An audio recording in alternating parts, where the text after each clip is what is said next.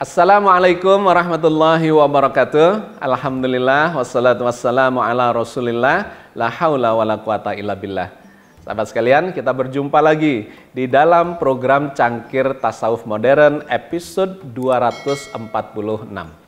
Hari ini kita akan melakukan kajian yang menarik, yaitu terkait dengan nasab atau garis keturunan, yang beberapa waktu yang terakhir ini menjadi viral, menjadi kontroversial, bahkan heboh dikarenakan terjadi pertentangan pendapat terkait dengan nasab itu. Khususnya nasab atau garis keturunan yang berasal dari para nabi, para rasul, dan lebih khusus lagi adalah keturunan dari Rasulullah Muhammad Sallallahu Alaihi Wasallam. Sengaja materi ini kita angkat dikarenakan ada sejumlah kawan yang mempertanyakan agar saya memberikan sudut pandang terkait dengan nasab atau garis keturunan ini. Dikarenakan di sekitar kita ini memang terjadi penyimpangan pemahaman atau salah persepsi terkait dengan garis keturunan itu. Khususnya dikarenakan masyarakat Indonesia ini cenderung bersikap feodalistik. Feodalistik adalah satu masyarakat yang cenderung menganggap keturunan itu sebagai sesuatu yang sangat bermakna, bahkan dipuja-puja. Bukan hanya soal keturunan dari nabi atau rasul, tetapi katakanlah keturunan dari raja, keturunan bangsawan, keturunan dari orang-orang pintar, dari para ilmuwan, bahkan dari orang kaya, kemudian dari para kiai, dari ustadz, dari gus, habib, dan seterusnya, itu memang sangat hidup di kalangan masyarakat Indonesia. Karena itu di masyarakat kita bisa melihat sangat menyukai gelar-gelar. Pulang haji dapat gelar haji. Kalau dia sekolah maka dia menampilkan, bahkan bukan di masyarakat akademis, untuk kepentingan sosial pun itu dicantumkan seluruh titel-titel kesarjanaannya atau doktoralnya atau guru besarnya dan sebagainya. Bahkan kalau perlu itu dibeli untuk mendapatkan titel sarjana itu. Bukan proses keilmuannya yang dipentingkan, tetapi adalah gelarnya itu. Dan di masyarakat kita melihat gelar-gelar yang bersifat sosial itu. Selain haji, kemudian ada kiai, ada ustadz, ada gus, ada habib, dan seterusnya, itu mencerminkan betapa masyarakat Indonesia ini memang menyukai hal-hal yang bersifat feodalistik itu.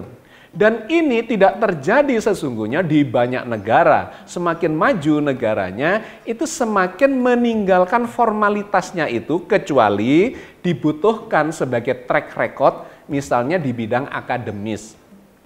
Tetapi di dalam kehidupan bermasyarakat, dalam kehidupan sosial, sesungguhnya gelar-gelar yang semacam itu tidak memberikan jaminan atas kualitas seseorang.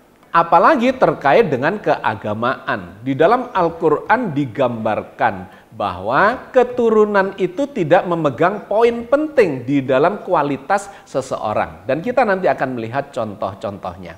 Nah, kemudian masalahnya bagaimana sesungguhnya ketika dikaitkan dengan keagamaan atau ajaran agama kita.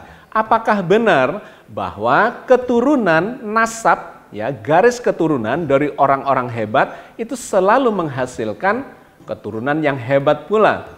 Pada kenyataannya kita melihat bahwa tidak semua keturunan orang hebat menghasilkan orang-orang yang hebat di generasi berikutnya.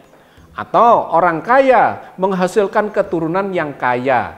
Sebaliknya orang miskin menghasilkan keturunan orang-orang miskin. Ternyata dalam kehidupan kita melihat bahwa tidak selalu keturunan itu memegang peran 100% untuk menghasilkan keturunan seperti pada generasi yang sebelumnya.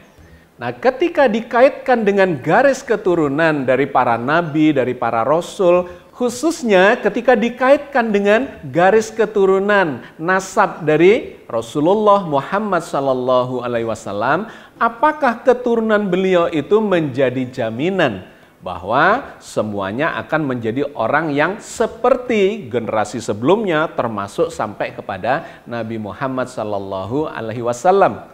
Dikarenakan memang di kalangan masyarakat kita ada sebagian yang memiliki salah persepsi bahwa kalau sudah keturunan dari orang-orang tertentu, nasabnya bagus, maka sudah pasti dia akan menjadi orang yang berkualitas seperti generasi yang sebelumnya.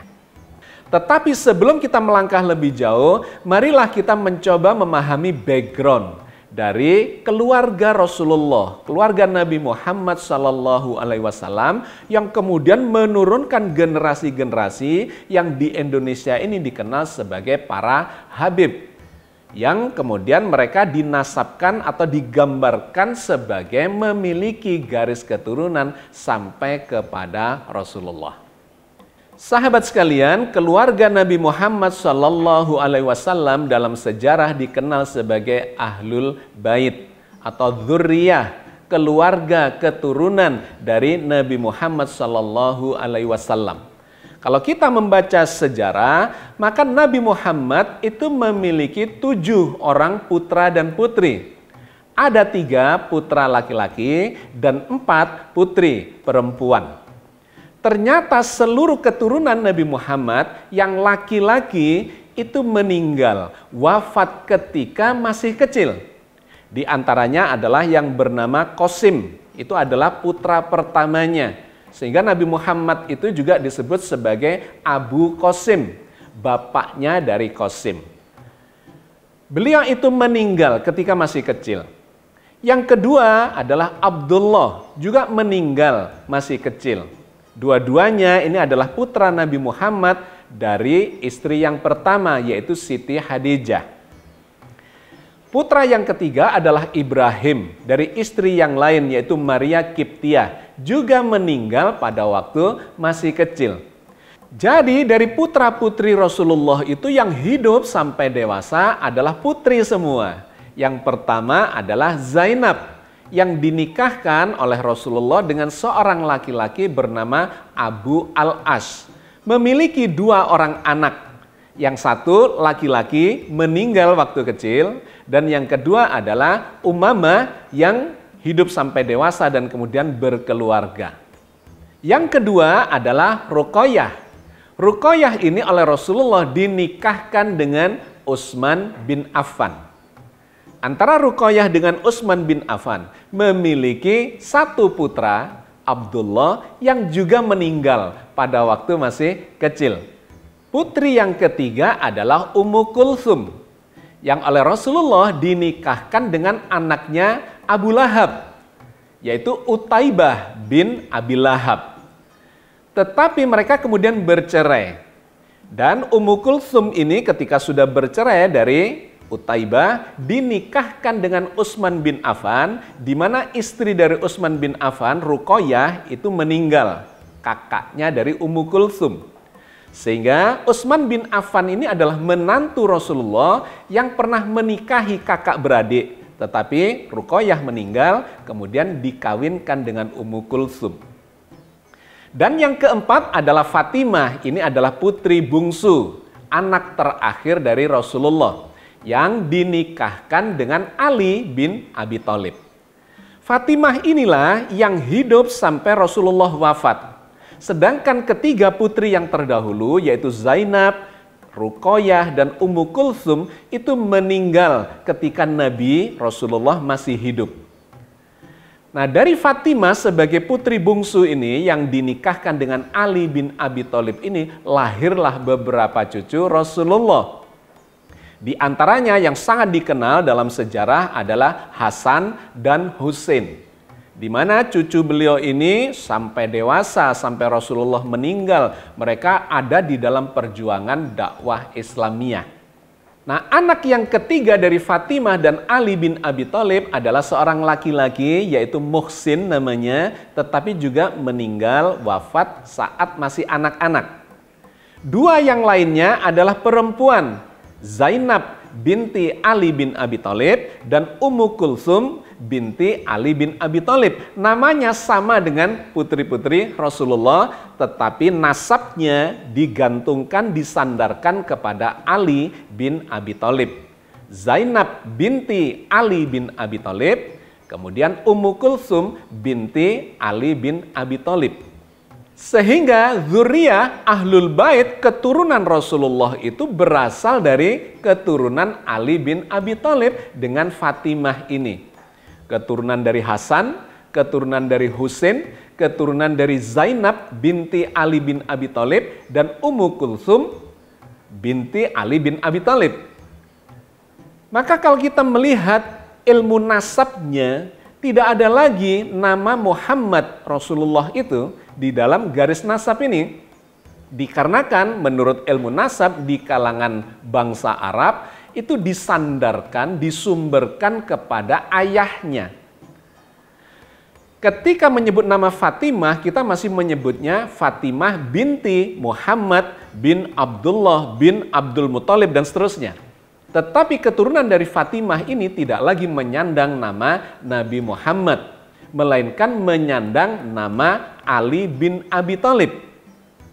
Hasan bin Ali bin Abi Thalib, Husain bin Ali bin Abi Thalib, Zainab binti Ali bin Abi Thalib, dan Ummu Kulsum binti Ali bin Abi Thalib. Sehingga garis keturunan selanjutnya itu semuanya nyambungnya adalah ke nama Ali bin Abi Thalib, bukan kepada nama Rasulullah atau kepada nama Muhammad bin Abdullah. Tetapi ketika dipertanyakan apakah semuanya ini adalah keturunan dari Rasulullah, tentu saja secara genetika ada gen Rasulullah yang bercampur di dalam zuriyah ini, di dalam Ahlul Bait, di dalam keturunan ini. Tetapi secara ilmu nasab disandarkan kepada Ali bin Abi Thalib. Nah, dalam perjalanan sejarah syiar keislaman atau perkembangan umat Islam itu, maka kita mengenal adanya dua kelompok besar di situ. Yang pertama adalah keturunan dari Ahlul Bait, keturunan dari Nabi Muhammad dalam jalur atau melalui jalur Ali bin Abi Thalib. Disebut sebagai Ahlul Bait. Tetapi di kelompok yang lain di luar itu muncul kelompok yang disebut sebagai Ahlus Sunnah wal Jamaah. Terjadi rebutan kekuasaan dan kemudian dimenangkan oleh Ahlus Sunnah wal Jamaah yang kemudian memunculkan dinasti Umayyah. Muawiyah sebagai khalifah yang pertama.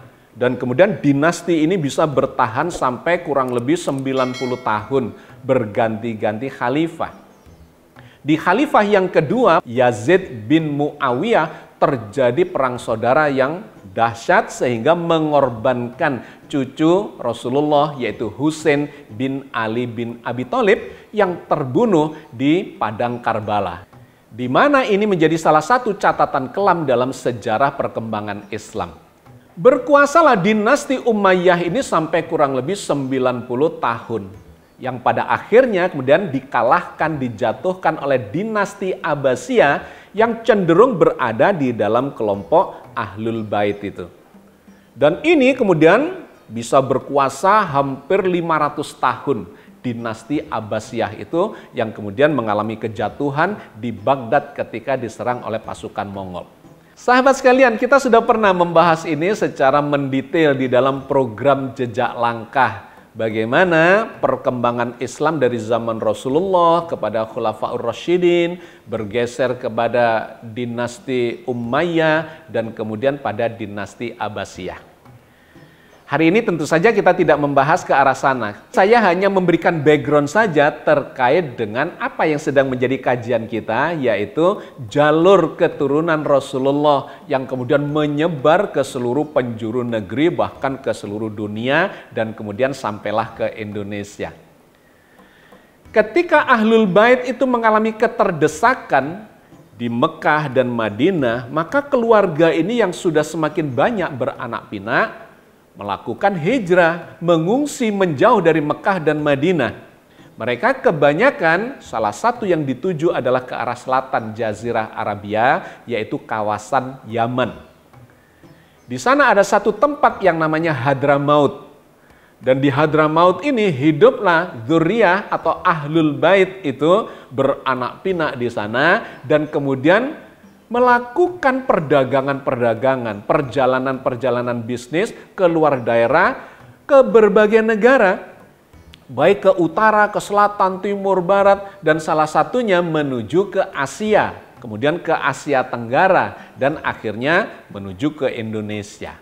Maka kalau kita baca sejarah penyebaran bangsa Arab ke kawasan Asia, khususnya ke Asia Tenggara, dan kemudian sampai di Indonesia, kita mendapati bahwa mereka ini adalah orang-orang yang berasal dari Yaman, dari Hadramaut. Kemudian dikenallah dengan nama-nama keluarga, Alatas, Al-Habsyi, Alaidrus, Bajubair, Sungkar, Bawazir, dan sebagainya. Kemudian ada salah satu yang disebut sebagai Ba'alawi, Bani Alawi, di mana ini digambarkan sebagai keturunan dari Nabi itu. Keturunan dari Ahlul Bait, dzurriyyah Rasulullah Muhammad SAW dari jalur Ali bin Abi Thalib. Nah, inilah yang kemudian menjadi salah satu kontroversi yang berkembang akhir-akhir ini. Bani Alawi ini atau Alawiyin inilah yang kemudian disebut-sebut sebagai keturunan dari Nabi Muhammad SAW, Ahlul Bait, dzurriyyah dari Rasulullah. Tentu saja garis keturunan nasab dari para pendahulu kita itu tidak menjadi masalah. Yang menjadi masalah adalah ketika itu digunakan sebagai sebuah label yang kemudian seakan-akan memberikan jaminan bahwa kalau keturunan si A, keturunan si B, keturunan Nabi, keturunan Rasul, maka dia pasti memiliki kualitas sebaik para pendahulunya. Nah, itu tentu saja yang harus diklarifikasi. Karena Al-Quran sendiri mengajarkan kepada kita bahwa kualitas seseorang itu tidak dikaitkan langsung dengan siapa orang tuanya, siapa kakek-kakek pendahulunya atau generasi-generasi yang menurunkan nasab itu. Banyak sekali di dalam Al-Quran ayat-ayat yang menggambarkan bahwa kita sesungguhnya tidak perlu menyandarkan diri kepada nasab, kepada garis keturunan, melainkan kepada akhlak dan kepada amal perbuatan masing-masing. Banyak ayatnya di dalam Al-Quran, bahkan sejak penciptaan manusia yang pertama, Al-Quran sudah memberikan pesan yang seperti itu. Misalnya ketika digambarkan Allah akan menciptakan Nabi Adam misalnya. Di situ ada sebuah dialog yang terjadi antara iblis dengan Allah. Di mana iblis itu menggambarkan dirinya dengan kesombongannya sambil menyandarkan pada nasabnya. Bahwa dia itu adalah makhluk yang lebih tinggi, lebih mulia dibandingkan Adam. Dikarenakan iblis diciptakan Allah dari api, sedangkan Adam diciptakan dari tanah. Hal itu bisa kita baca misalnya di dalam surat Al-A'raf ayat 12. Qala ma mana'aka alla tasjuda idh amartuk. Qala ana khairum minhu. Khalaqtani min nari wa khalaqtahu min tin. Allah berfirman, apa yang menghalangimu untuk bersujud kepada Adam di waktu aku menyuruhmu? Menjawab iblis, saya lebih baik daripadanya. Engkau ciptakan saya dari api, sedang dia engkau ciptakan dari tanah. Dikarenakan iblis menyombongkan nasabnya itulah, dan kemudian dia mengkafiri, mengingkari perintah Allah, maka dia dikelompokkan sebagai orang-orang yang kafir, orang-orang yang zalim, orang-orang yang menentang kebajikan atau menentang perintah Allah. Itu contoh sejak awal penciptaan manusia. Yang kemudian dilanjutkan lagi, contoh dari keturunan Nabi Adam. Memang di dalam Al-Quran sering disebut nasab kita ini adalah kepada Nabi Adam. Kita disebut sebagai Bani Adam. Itu adalah menceritakan garis keturunan kita. Tetapi harus diingat, di dalam Al-Quran diceritakan anak-anak dari Nabi Adam di generasi pertama itu pun sudah ada yang baik dan ada yang jahat. Digambarkan dalam cerita kakak beradik antara Qabil dengan Habil, di mana mereka dua-duanya berkorban, dan kemudian persembahan korban mereka itu Habil diterima oleh Allah, sedangkan Qabil tidak diterima, dan kemudian Qabil membunuh saudaranya. Itu yang diceritakan oleh Allah di dalam Al-Quran dalam surat Al-Ma'idah ayat 27. Watlu alaihim naba abnai Adam bil haq idh qarraba qurbanan fatuqabbila min ahadihima walam yutaqabbal minal akhar qala la aqtulanak qala innama yataqabbalullahu minal muttaqin. Ceritakanlah kepada mereka kisah kedua putra Adam, Habil dan Qabil, menurut yang sebenarnya. Ketika keduanya mempersembahkan korban, maka diterima dari salah seorang dari mereka berdua, yaitu Habil, dan tidak diterima dari yang lain, yaitu Qabil. Ia berkata, "Aku pasti membunuhmu." Berkata Habil, "Sesungguhnya Allah hanya menerima korban dari orang-orang yang bertakwa." Sangat jelas bahwa Qabil dan Habil adalah keturunan, bahkan anak, putra generasi pertama dari Nabi Adam.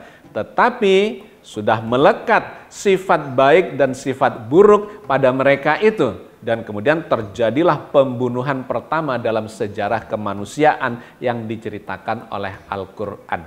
Artinya nasab yang disandarkan kepada Nabi Adam itu tidak memberikan jaminan bahwa anak-anaknya adalah selalu orang-orang yang memiliki kualitas seperti Nabi Adam.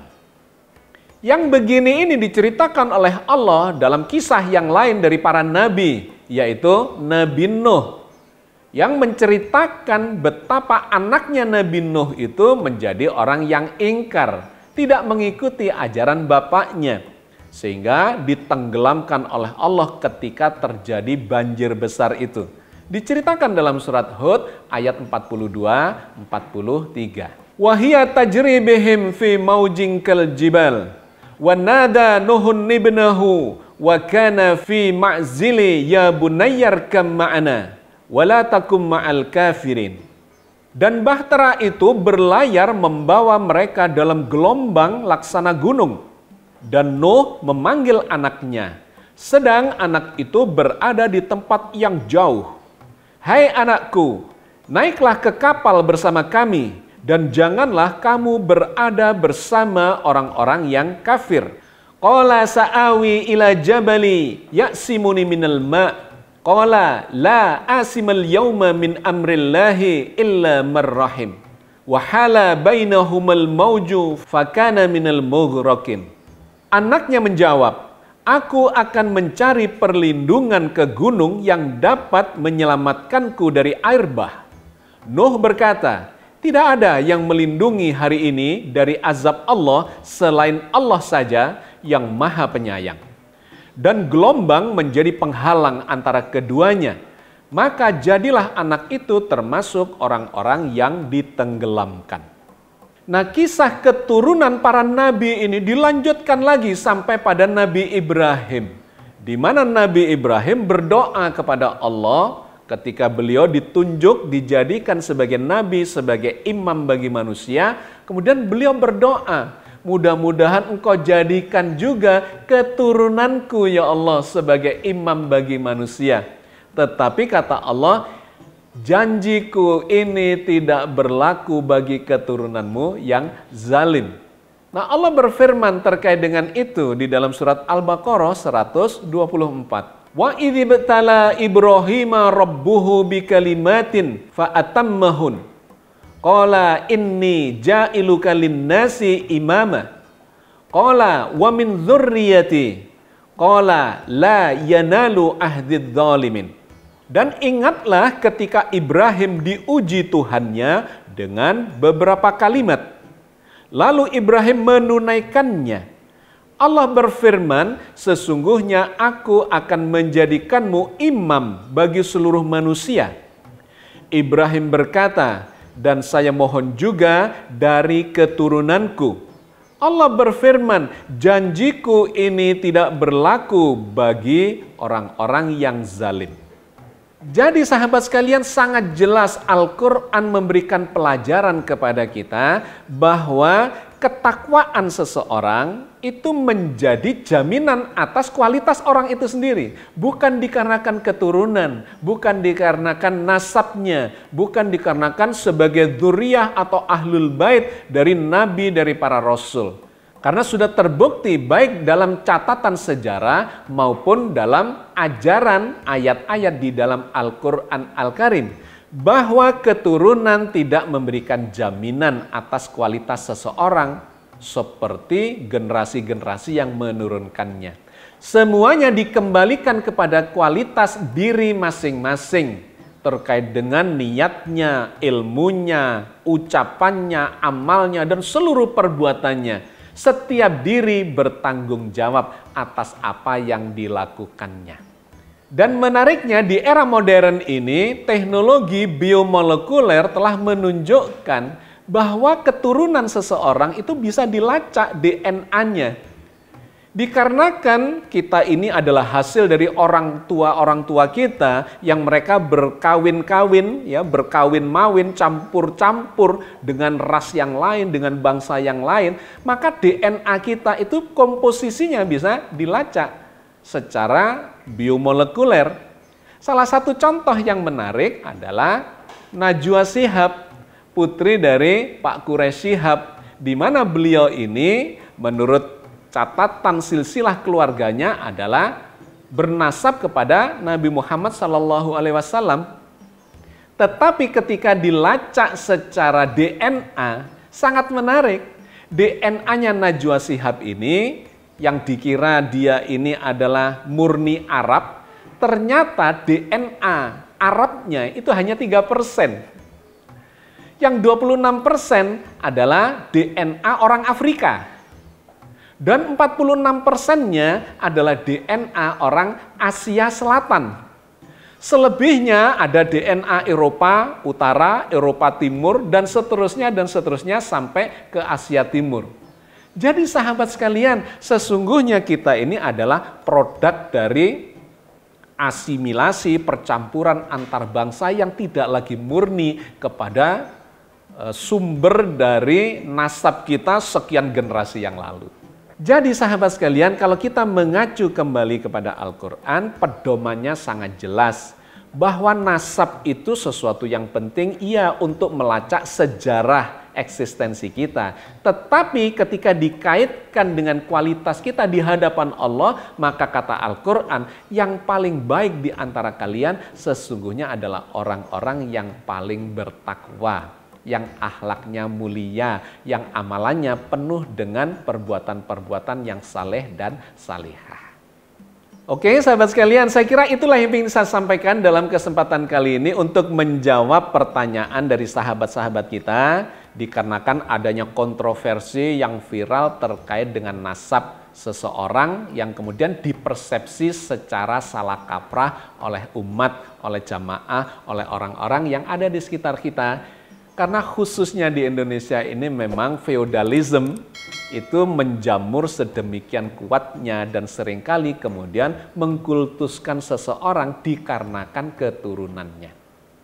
Tapi Al-Quran sudah mengajarkan yang terbaik buat kita bahwa setiap diri kualitasnya bergantung pada orang itu sendiri. Mudah-mudahan Allah senantiasa memberikan bimbingan kepada kita di atas jalan yang diridhoinya. Amin ya rabbal alamin. Assalamualaikum warahmatullahi wabarakatuh.